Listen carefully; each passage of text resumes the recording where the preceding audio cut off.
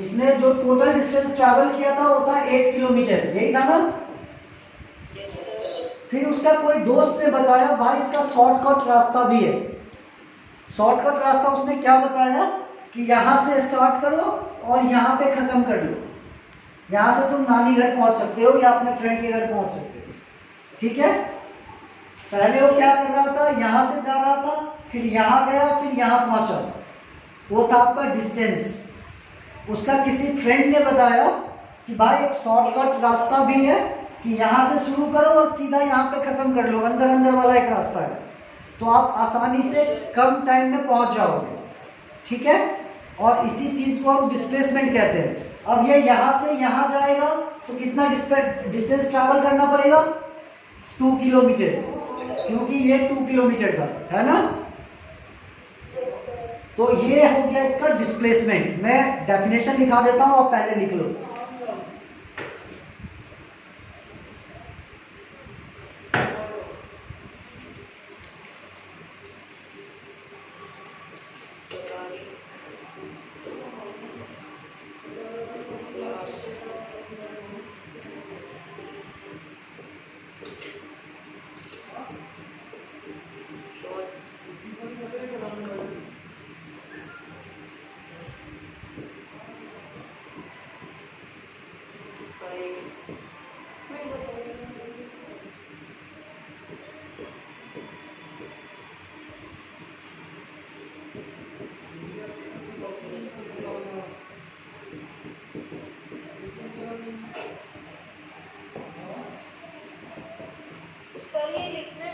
हाँ हाँ बिल्कुल लिखना है।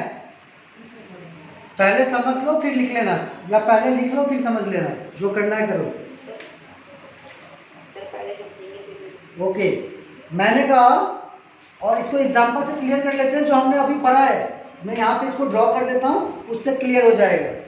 मैंने कहा था ये लड़का ऐसे जा रहा था, ये रोड था,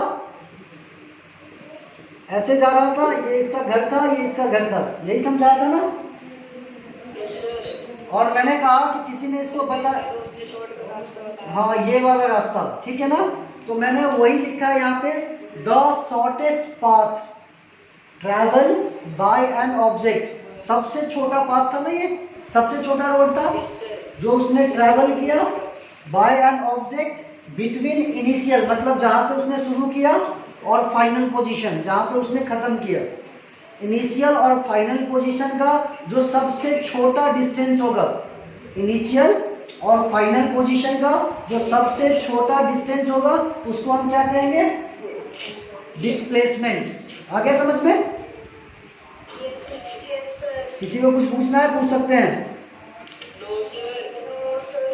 ओके, नोट कर लो ये जिसने नहीं किया है।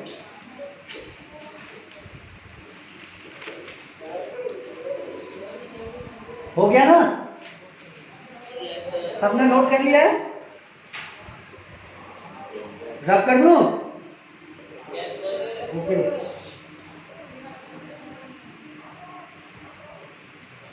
अब हम समझेंगे uniform and non uniform motion. क्या समझेंगे?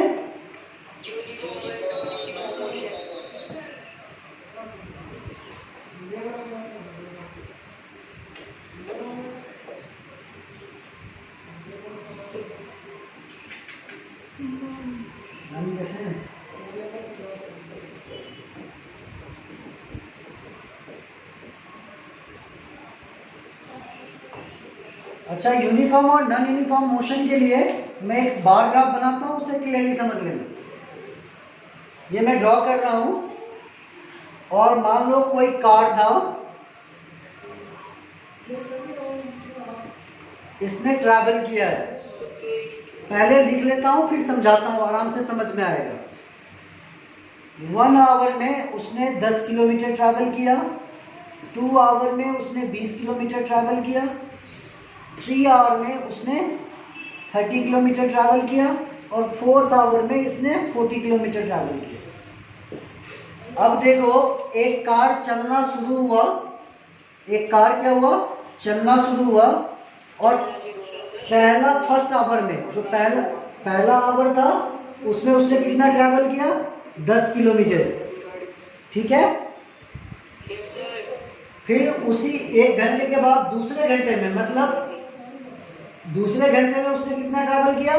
20 किलोमीटर। तीसरे आवर में 30 किलोमीटर। चौथे आवर में 40 किलोमीटर, 40 किलोमीटर। इससे हमें क्या समझ में आ रहा है कि जितना आवर्स हम बढ़ाते जा रहे हैं उतने 10 किलोमीटर इक्वल रूप से ऐड हो रहे हैं, यही है ना? अगर इसी को मैं बार ग्राफ में अंडरस्टैंड करूं तो मान ले ये टाइम है और ये डिस्टेंस है, तो ये हमारा हो गया 1 आवर,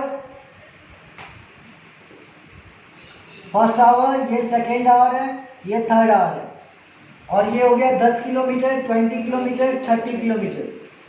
तो अब हमारा ये ओरिजिन जो है यहाँ पे था, यहाँ पे हमारा पोजीशन था, और ये एक स्ट्रेट लाइन बनाएगा ऐसे, दिख रहा है? अगर इसी को मैं बार ग्राफ में दिखाऊं तो फर्स्ट आवर में 10 किलोमीटर यहाँ पे, सेकेंड आवर में 20 किलोमीटर यहाँ पे, थर्ड आवर में 30 किलोमीटर यहाँ पे। तो मतलब एक स्ट्रेट लाइन बन रहा है, दिख रहा है ना? तो आपको इससे क्या समझ में आया बच्चा कि हर एक आवर मतलब एक एक घंटे के बाद वो 10-10 किलोमीटर ऐड कर रहा है, मतलब ना 10 किलोमीटर से ज़्यादा ना 10 किलोमीटर से कम, ठीक है? तो इसका मतलब होता है, ये समझ में आ गया? अरे ये समझ में आया? हाँ ना बोलो। तो इसे रद्द कर दूं ना?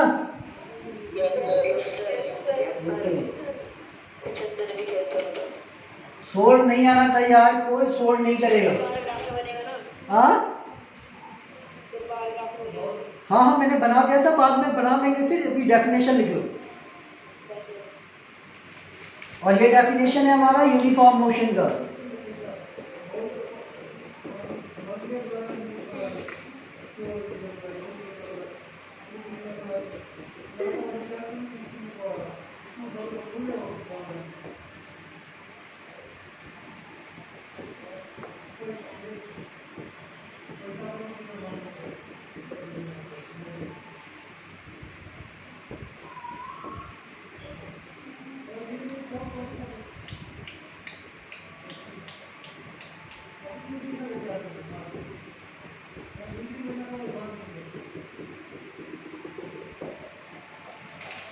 इसमें मैंने सिंपली लिखा है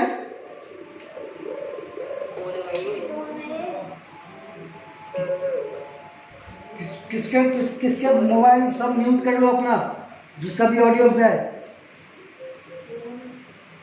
यूनिफॉर्म मोशन में मैंने लिखा है it is a motion in which the object covers equal interval of time, ठीक है ना?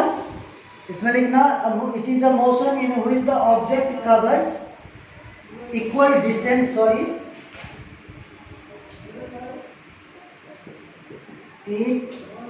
ये थोड़ा छूट गया है, मैं नीचे लिख रहा हूं, आप लोग ऐड कर लेना इसे।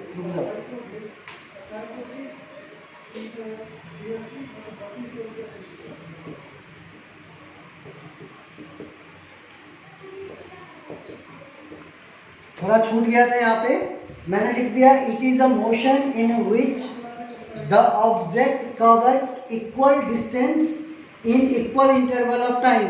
जैसे आपने देखा था कि जितने आवर्स बढ़ते जाते थे उसका डिस्टेंस भी इक्वल रूप से बढ़ता जाता था, ठीक है ना? जैसे 1 घंटा हुआ तो 10 किलोमीटर था, फिर 2 घंटे हुए तो 20 किलोमीटर हो गया। तो मतलब इक्वल डिस्टेंस ट्रैवल किया और इक्वल इंटरवल ऑफ टाइम में, मतलब इक्वल इंटरवल ऑफ टाइम मतलब 1 घंटा बढ़ा और डिस्टेंस भी 10 किलोमीटर ही बढ़ा। क्या हुआ? किसी को प्रॉब्लम है? ओके, अब इसी का जस्ट उल्टा कर देना और ये उल्टा जो होगा आपका नॉन यूनिफॉर्म मोशन होगा। मतलब टाइम के रिस्पेक्ट में मैं उससे समझाता हूं बार ग्राफ से।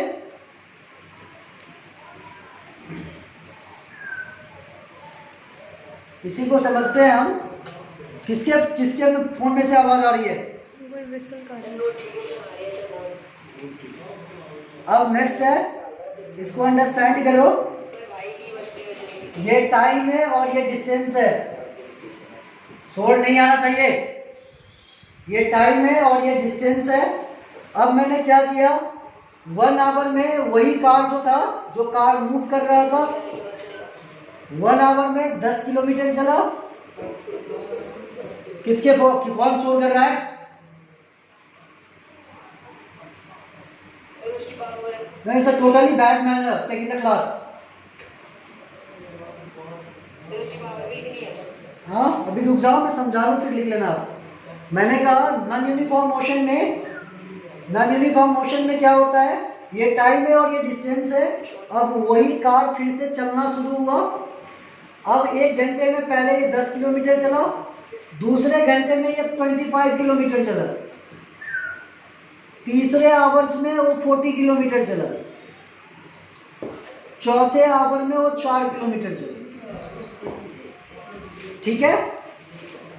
अब हम यूनिफॉर्म मोशन में क्या देख रहे थे कि जैसे जैसे आवर बढ़ रहा था तो इक्वल डिस्टेंस भी बढ़ रहा था। यही देखा था ना हमने यूनिफॉर्म मोशन में। अब नॉन यूनिफॉर्म मोशन में क्या है, टाइम इंटरवल ऑफ टाइम के रिस्पेक्ट में उसका डिस्टेंस इक्वल में नहीं बढ़ रहा है, डिस्टेंस अलग अलग आ रहे हैं। पहले फर्स्ट आवर में 10 किलोमीटर था, सेकेंड आवर में वो कार 25 किलोमीटर चला, थर्ड आवर में वो 40 किलोमीटर चला और फोर्थ आवर में वो 4 किलोमीटर चला। ठीक है, सर आवाज आ रही है किसी के माइक से? बंद कर लो। ओके, आया समझ में? ये आ गया समझ में? तो नॉन यूनिफॉर्म मोशन का डेफिनेशन लिखना आप, it is a motion in which the object do not cover equal distance in equal interval of time. Sir ये लिख सकते हैं, object covers unequal distance in equal interval. हाँ हाँ ठीक है, कोई दिक्कत नहीं। क्लियर है? ओके, मैं रब कर दूं ना इसे? डेफिनेशन लिख लिया सभी ने? क्या हुआ? क्या हुआ? बंद करो उसे, ध्यान से सुनो। और यही बच्चा जब मैं टेस्ट लेना स्टार्ट करूंगा तब आप लोगों को बहुत प्रॉब्लम होगी, इसीलिए अभी ध्यान से सुनो।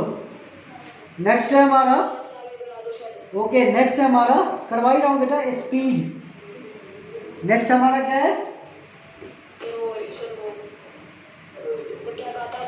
स्पीड बेटा, स्पीड। हाँ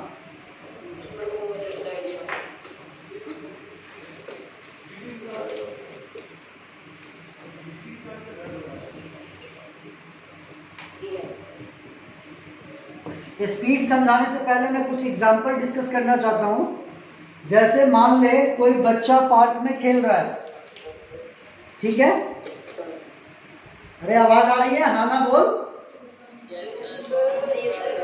ओके, तो कोई बच्चा मान ले पार्क में खेल रहा है, तो वो जो ट्रैवल कर रहा है, वो जो दौड़ रहा है, वो जो दौड़ने की स्पीड है उसकी, या जो दौड़ने का काम कर रहा है, वो यूनिफॉर्म मोशन है या नॉन यूनिफॉर्म मोशन है? बताओ।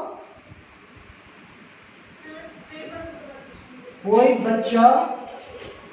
बच्चा पार्क में खेल रहा है और दौड़ रहा है, मान लो फुटबॉल से खेल रहा है, तो जो मूवमेंट कर रहा है, दौड़ रहा है वो, तो यूनिफॉर्म मोशन है या नॉन यूनिफॉर्म मोशन है? गुड।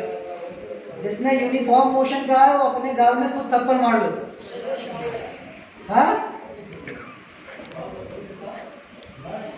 नॉन यूनिफॉर्म मोशन है। क्यों है नॉन यूनिफॉर्म मोशन? क्योंकि वो जो ट्रैवल कर रहा है, ये शोर किसके फोन से आ रहा है? मुझे ये समझ नहीं आ रहा है। अब सुनो आराम से। वो बच्चा जब घूम रहा था या खेल रहा था फुटबॉल के साथ, तो फुटबॉल का जो स्पीड था, वो कभी जोर से लात मारता था, जल्दी दौड़ के पकड़ने जाता था, कभी स्लो मोशन से मारता था, तो उसका जो मोशन है वो नॉन यूनिफॉर्म है। ठीक है ना? और मैक्सिमम चीज है उसका जो क्या हुआ, हाँ हाँ सभी है बेटा। स्कूटर भी चलाते हो तो आपका एक स्पीडोमीटर होता है उसमें लगा हुआ, वो दिखाता है कि कभी आपकी गाड़ी जो है 40 किलोमीटर पर आवर की स्पीड से चलती है, कभी 100 किलोमीटर पर आवर की स्पीड से, कभी 20 किलोमीटर पर आवर की स्पीड से। ठीक है, तो वो भी जो होता है वो नॉन यूनिफॉर्म है, यूनिफॉर्म मोशन नहीं है। क्लियर है? हाँ क्या हुआ? ओके, अब नेक्स्ट है स्पीड, जिसके बारे में बात कर रहे हैं हम। स्पीड भी नॉन यूनिफॉर्म मोशन है, ये पहला पॉइंट है आपका। Speed is also non uniform motion. और अगर आप स्पीड को डिफाइन करना चाहोगे तो अरे बेटा वहीं पे आके मारूंगा मैं तुम्हें, चिंता मत करो।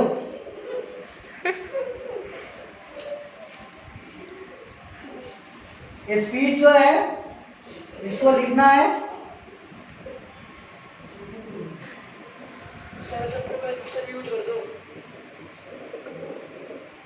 कर रहा हूं बेटा। उससे प्रॉब्लम क्या होगा? अच्छा हमारे पास टाइम कम है तो जल्दी जल्दी करते हैं।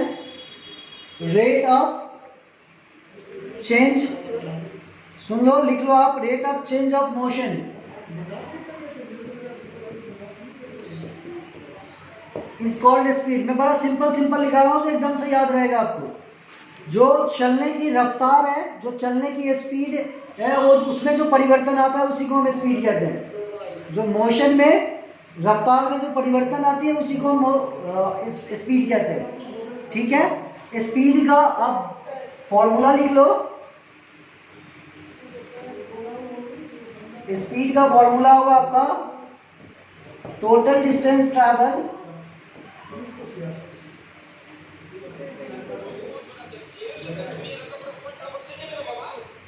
बहुत मार खाओगे, किसका फोन चल रहा है? Total distance travel by the object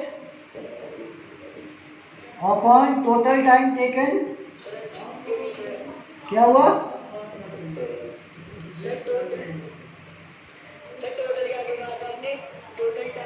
taken बेटा, या इसको ऐसे भी लिख सकते हो, taken by the object, particular distance taken by the object. मतलब जितना टाइम लगा है और जितना डिस्टेंस उसने ट्रैवल किया है, डिस्टेंस ट्रैवल को टाइम से डिवाइड करोगे तो आपका स्पीड आ जाएगा। क्लियर है? कोई आदमी कहता है कि मैं 5 मिनट तक 5 मिनट में 6 किलोमीटर चला, 5 मिनट में 6 किलोमीटर चला, तो मेरा स्पीड कितना था? कैलकुलेट कर लोगे? क्लियर है? ओके, अब इसका ऐसा यूनिट लिख लो, इसको हम मीटर पर सेकेंड या किलोमीटर पर आवर में मेजर करते हैं। ऐसा यूनिट इसका क्या होता है? मीटर पर सेकेंड या किलोमीटर पर आवर। ठीक है, जैसे आपके मोटरसाइकिल में दिया होता है किलोमीटर पर आवर स्पीडोमीटर में, कार में, और वैसे नॉर्मल में हम मीटर पर सेकेंड में करते हैं। क्लियर है? ओके, अब ये भी समझ लेना आप, स्पीड जो है, लिखते जाओ पॉइंट्स को। Speed is a scalar quantity. लिख लो, speed is scalar quantity. Scalar किसका फोन बज रहा है? बार बार समझा रहा हूं, फोन बंद करो आप।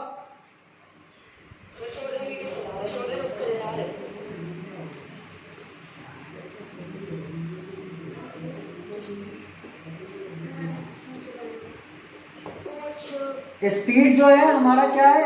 स्केलर क्वांटिटी है। अब आप समझ लो स्केलर और वेक्टर क्या होता है, ये सुनना बहुत ही जरूरी है। चुपचाप सुनो। सौर्या, घर पे आऊं क्या मैं? आवाज आ रही है आपको? फोन बंद करो आप। एवरेज स्पीड, आप समझ लो स्पीड जो है स्केलर क्वांटिटी है, और हम स्केलर किसे कहते हैं ये समझो बहुत आराम से। मान लो मैंने तुम्हें कहा कि तुम अपने स्कूल से संत नगर मेन मार्केट जाओ। क्या कहा मैंने? तुम अपने स्कूल से संत नगर मेन मार्केट जाओ। अब वो जाने का रास्ता एक ही है क्या? बहुत सारे रास्ते हैं ना। तो मैंने आपको मैंने आपको बस क्या बताया है, आपको डेस्टिनेशन बता दिया है, मैग्नीट्यूड बता दिया है कि वहां पहुंचना है, लेकिन डायरेक्शन नहीं बताया है कि कैसे पहुंचना है, किस रास्ते से। ठीक है? तो जिस चीज का मैग्नीट्यूड होता है लेकिन डायरेक्शन नहीं होता, उसको हम स्केलर क्वांटिटी कहते हैं। क्लियर है? स्केलर क्वांटिटी क्लियर है? अगर इसी चीज को मैं थोड़ा ऐसा करता हूं कि मैंने आपको कहा स्कूल से आपको स्ट्रेट लाइन होके सीधा रास्ता लेके संत नगर जाना है, तो मैंने आपको मैग्नीट्यूड भी बता दिया और डायरेक्शन भी बता दिया। ठीक है? तो जो मैग्नीट्यूड भी पता हो और डायरेक्शन भी पता हो उसको हम वेक्टर क्वांटिटी कहते हैं। क्या कहते हैं? क्लियर है? तो स्केलर और वेक्टर में कोई प्रॉब्लम नहीं है। ओके, तो मैंने कहा स्पीड जो है वो हमारा क्या है? स्केलर क्वांटिटी है। इसका मतलब ये हुआ कि स्पीड जो है स्पीड का मैग्नीट्यूड है बट डायरेक्शन नहीं है। क्लियर है? इसको भी लिख लो, इसको भी लिख लो। A quantity have only magnitude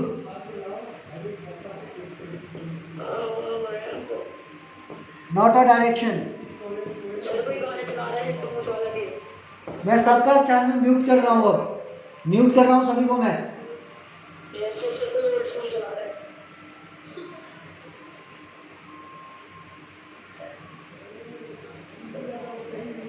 okay, अब हमारे पास बस 3 मिनट बचे हुए हैं, जल्दी करो। स्पीड क्या है? स्केलर क्वांटिटी है, और मैंने लिख दिया स्केलर क्या होता है। स्केलर क्या होता है? ए quantity have only magnitude not a direction. Note कर लो इसे फटाफट। ठीक है? क्या हुआ?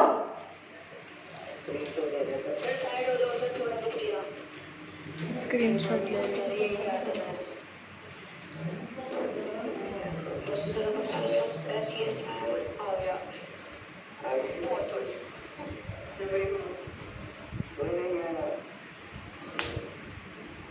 अच्छा, एक चीज और नोट कर लेना, साइड में नोट लिख लेना, छूट गया था मेरे से, ये रब कर दो ना।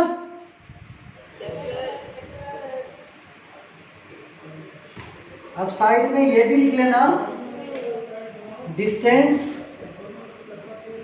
इज स्केलर क्वांटिटी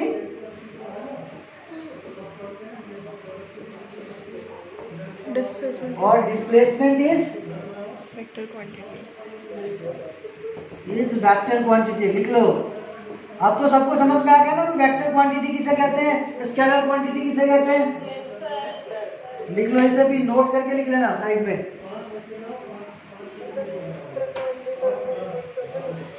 क्या हो गया बच्चा? सर वो रिपीट करने के लिए कह रहा है। किस चीज को? स्केलर और वेक्टर को? मैंने एक स्टूडेंट को, मान लो खुशी है, खुशी को मैंने कहा कि बेटा तुम जाओ अग्रवाल से जाके स्वीट ले आओ। अग्रवाल स्वीट है ना, ले। ठीक है, और मैंने खुशी को ये नहीं बताया कि डायरेक्शन कौन सा लेना है, मतलब बहुत सारे रोड है, किसी भी रोड से जा सकती है वो। ठीक है? तो जब मैंने अग्रवाल को बताया, वो जिसके रूप में मैग्नीट्यूड था, वो लोकेशन था जहाँ पे मुझे उसको भेजना था, तो मैंने उसको लोकेशन बता दिया लेकिन डायरेक्शन नहीं बताया कि किस रोड से जाना है। तो ऐसा कोई भी चीज़ जिसका मैग्नीट्यूड होता है लेकिन डायरेक्शन नहीं होता है, उसको हम स्केलर क्वांटिटी कहते हैं। क्लियर है? और वहीं पे मैंने खुशी को बताया कि खुशी बेटा ऐसा करना कि संत नगर मेन मार्केट का रास्ता लेके ही वहाँ पे जाना है अग्रवाल स्वीट के पास। तो मैंने उसको मैग्नीट्यूड भी बता दिया और डायरेक्शन भी बता दिया। तो ऐसे ऑब्जेक्ट जिसका मैग्नीट्यूड भी होता है और डायरेक्शन भी होता है उसको हम क्या कहते हैं? Vector quantity. क्लियर है? Sorry vector. क्लियर है? Yes sir. ओके। तो बेटा तो हमने अभी तक जो जो पढ़ा है उसको समराइज कर लेते हैं। मैंने कहा मोशन इन स्ट्रेट लाइन जो होता है वो हॉरिजॉन्टल हो सकता है, वर्टिकल हो सकता है और स्लैंटेड हो सकता है। क्लियर है सभी को? अरे हाँ ना बोल। ओके। हमने दूसरा पॉइंट पढ़ा कि distance is the actual path travel by the object. Distance एक एक्चुअल पाथ है जहां से ऑब्जेक्ट ट्रैवल करता है। क्लियर है? सर ये आपने कल लिखवाया था सर। ओके, ये मैं रिवाइज करवा रहा हूँ तो कल जाके ये ना बोलो कि क्लियर नहीं हुआ है। मीटिंग एंड हो। थर्ड है हमारा डिस्प्लेसमेंट जो होता है वो सबसे shortest path travel by the object होता है। ठीक है? मीटिंग ऐड हो गई।